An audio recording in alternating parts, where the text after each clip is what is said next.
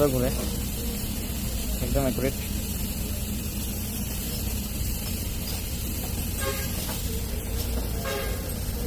তো লোকমাগুলো কীভাবে লাগাইছি দেখেন। এগুলো 1 নম্বর তীরচিহ্ন টাইমিং কভার করে দেখেন। 2 নম্বর তীরচিহ্নগুলো এই ছেড়ে থাকবে।